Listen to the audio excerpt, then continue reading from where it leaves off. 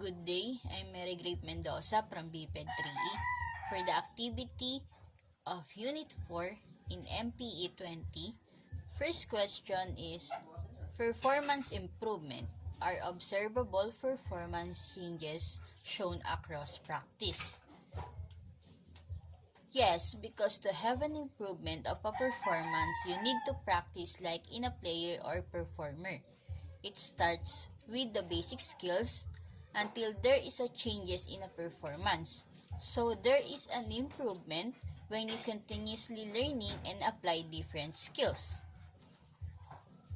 For number 2 question, consistency or stability, can the learner sustain a higher level of performance over time?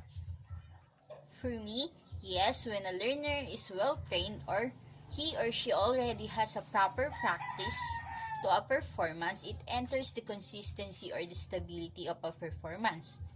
It became easy for the learner to sustain the higher level of a performance even for a long time.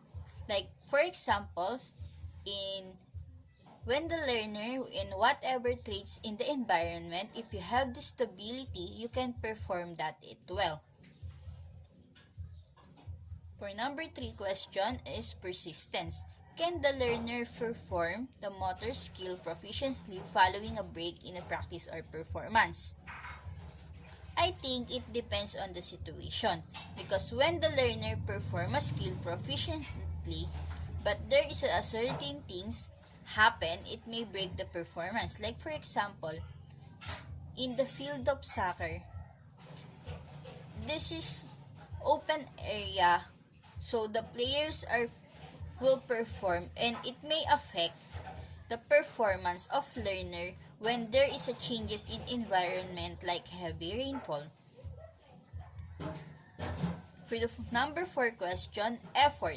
So is the learner performing with less physical or mental effort across practice?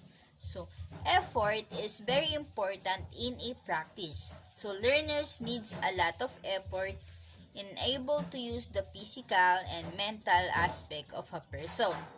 So it is very important to across and practice and to have a good performance. So effort will be the most important to make sure that the performance and the practice will across. For number 5 question is attention. Does the learner requires less attention to perform the motor skill? So for me, no. When it comes to a performance, it requires a lot of attention. So when you perform, because it's your ability to manage your body when you perform, so the process of movement, it will be there. So you have to give attention to perform well, or the learners will need attention, a lot of attention, to make sure that the performance will go through and the performance will be well. For the last question, number 6 question is adaptability. So can the learner adapt the changing environments or condition with increased motor skills proficiency? So in adaptability, it depends, because adaptability is on how you adapt and adjust in any situation. But definitely, it will affect the performance. So maybe it will not increase the skill of proficiency, or it will increase the skill.